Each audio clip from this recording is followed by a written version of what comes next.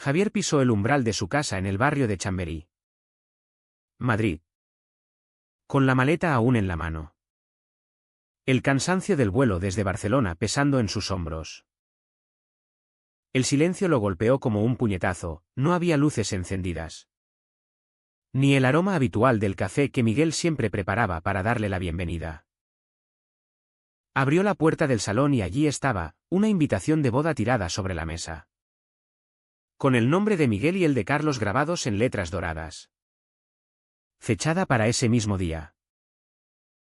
El corazón de Javier se detuvo por un segundo. ¿Cómo era posible? Habían estado casados por 5 años. Habían luchado contra el mundo para llegar hasta allí. ¿Y ahora esto? Sin pensarlo 2 veces. Corrió hacia la iglesia que indicaba la invitación. En el centro histórico de la ciudad. Donde el bullicio de la ceremonia ya se filtraba por las puertas abiertas. Al entrar, el mundo se desmoronó. Miguel. Su Miguel. Estaba de pie en el altar. Vestido de traje blanco. De la mano de Carlos. Su exnovio de la universidad. Mientras el sacerdote pronunciaba las palabras finales. Javier se quedó congelado en la entrada.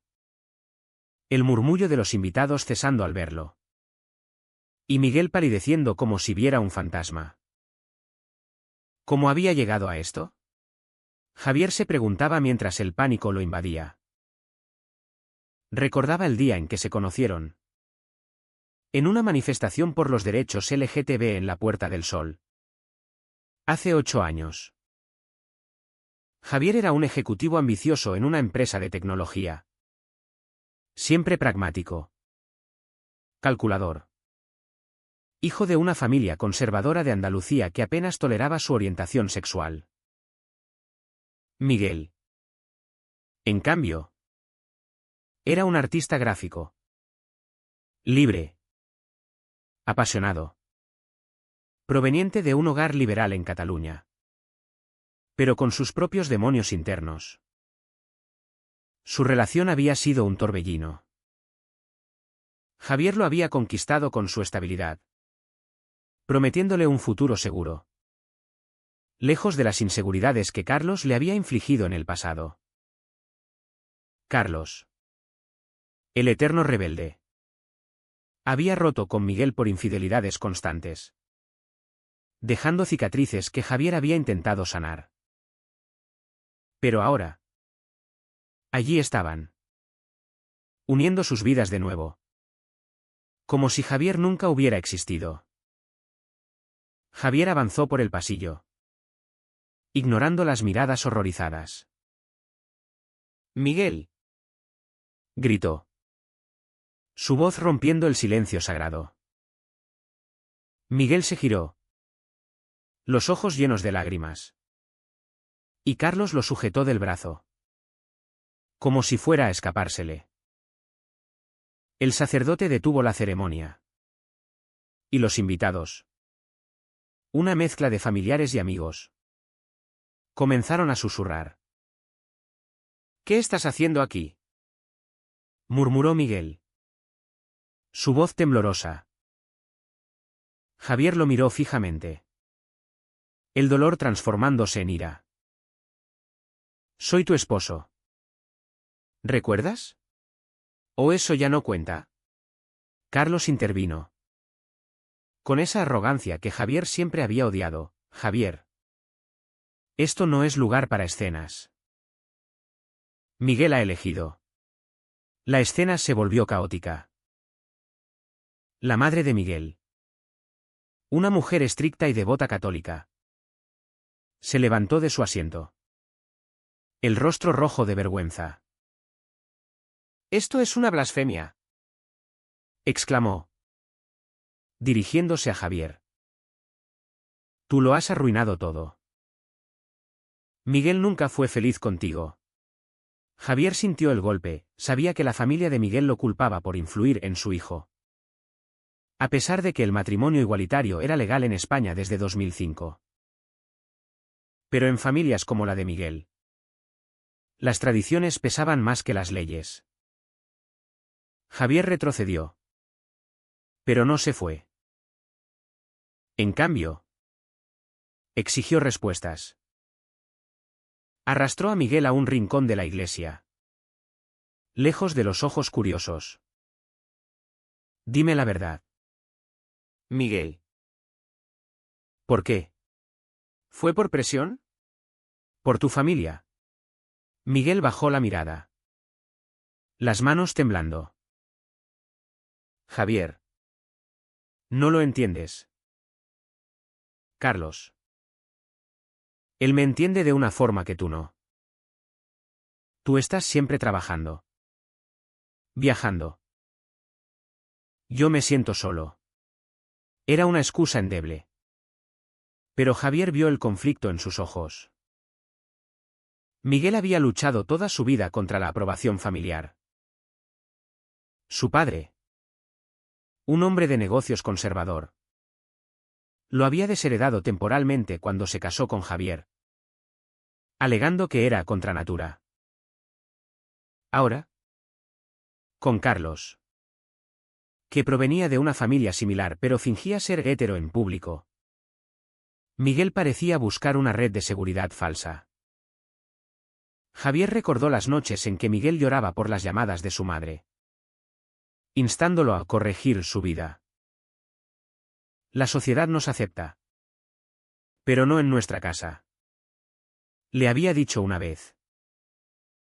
Javier había intentado ser el pilar. Pero quizás había fallado en ver cuán profundo era el abismo. La confrontación escaló cuando Carlos se acercó, empujando a Javier. Déjalo en paz. Él ya no te quiere. Javier lo miró con desprecio. Tú lo abandonaste una vez. ¿Y ahora qué? Vuelves por lástima. Los puños se cerraron. Pero Miguel intervino. Su voz quebrada, basta. Javier. Ver. Esto es lo que quiero. Javier salió de la iglesia. El sol de Madrid cegándolo.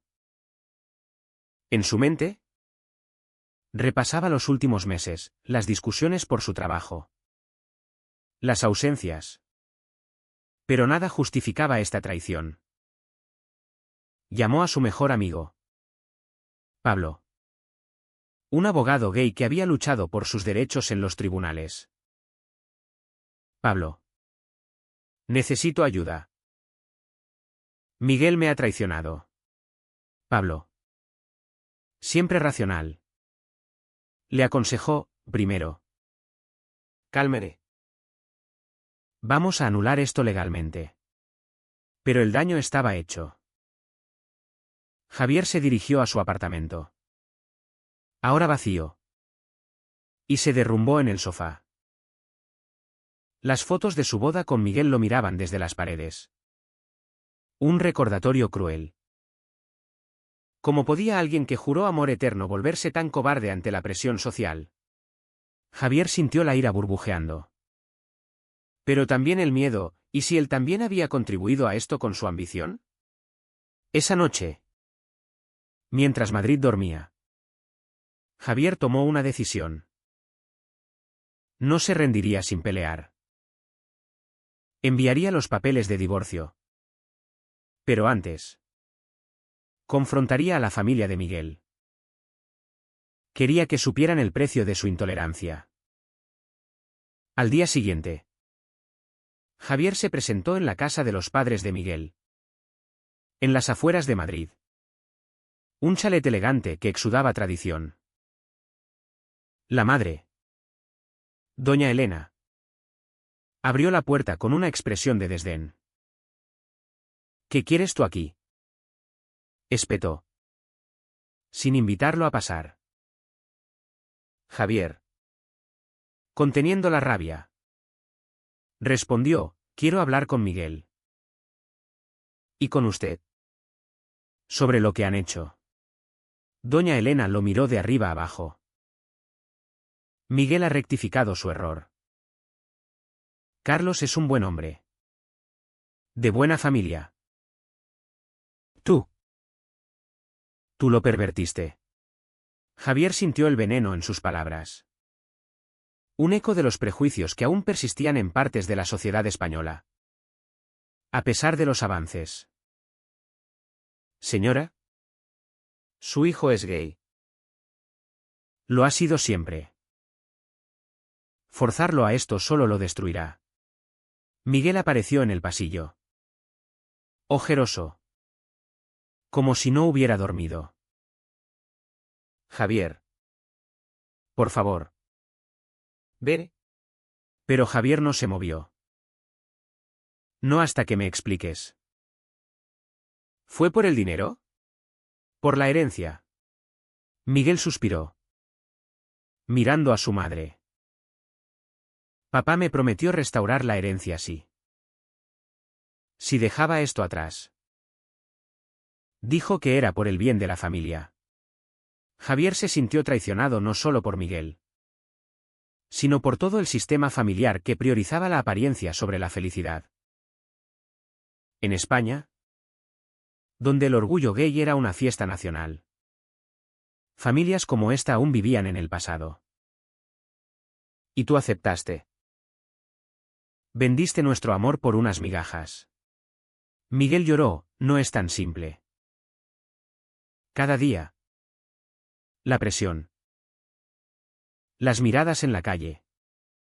Los comentarios en el trabajo. Contigo. Era lucha constante. Carlos entró en la escena. Protector. Javier. Acepta que perdiste. Pero Javier vio la grieta, Carlos no amaba a Miguel. Solo lo usaba para su propia fachada. Carlos era un empresario clásico, que salía con mujeres en público para mantener su imagen. Tú lo estás usando, Carlos, para tapar tu cobardía. La discusión se intensificó. Doña Elena llamó a la policía, alegando intrusión. Pero Javier se fue antes.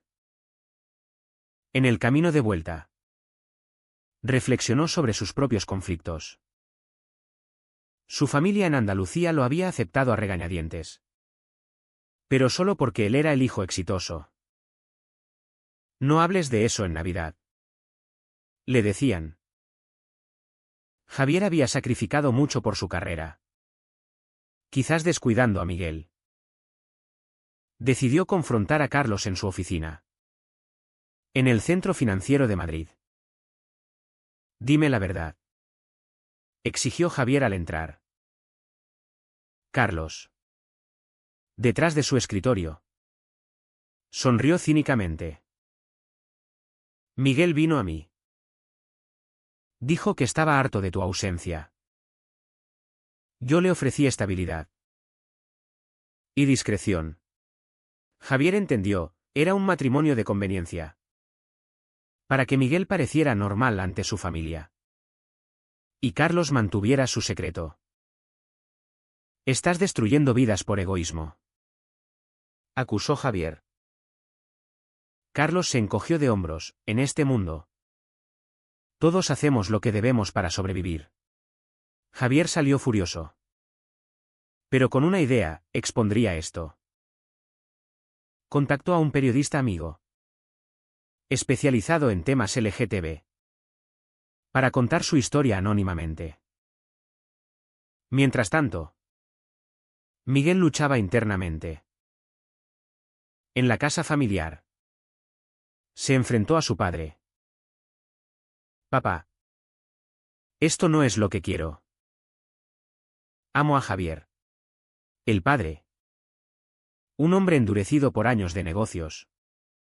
Replicó, el amor no paga facturas. Carlos te dará una vida respetable. Olvídate de esa aberración. Miguel sintió el peso de la tradición católica, que aún influía en su educación.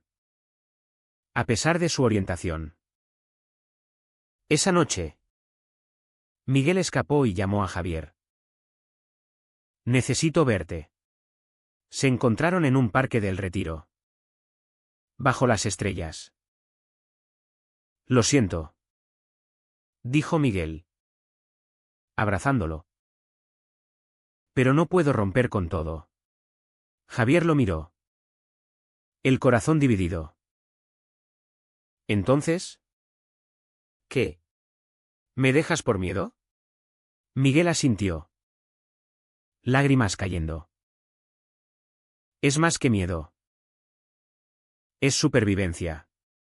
Javier lo besó por última vez, sabiendo que era el adiós.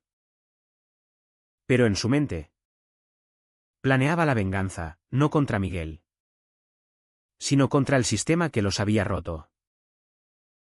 Publicaría la historia, exponiendo la hipocresía. La historia salió en un blog LGTB popular, titulada El precio de la traición familiar. Javier la leyó anónimamente, viendo cómo se viralizaba en redes sociales. Comentarios de apoyo inundaban: esto pasa en muchas familias españolas aún hoy. Pero también críticas: quizás él también falló como esposo. Javier sintió el doble filo, había expuesto su dolor. Pero también el de Miguel. Miguel lo confrontó en un café cerca de la Gran Vía. ¿Cómo pudiste? Ahora mi familia me odia más.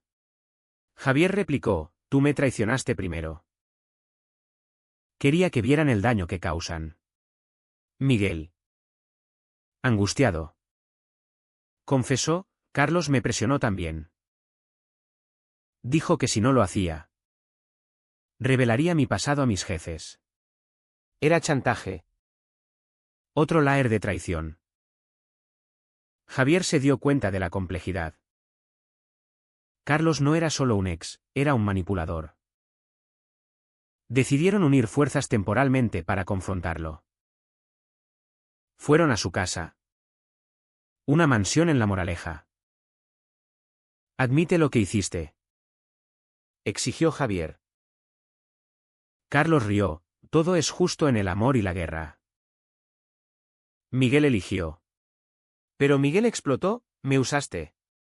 Para tu imagen perfecta. La pelea verbal escaló a física. Carlos empujó a Miguel.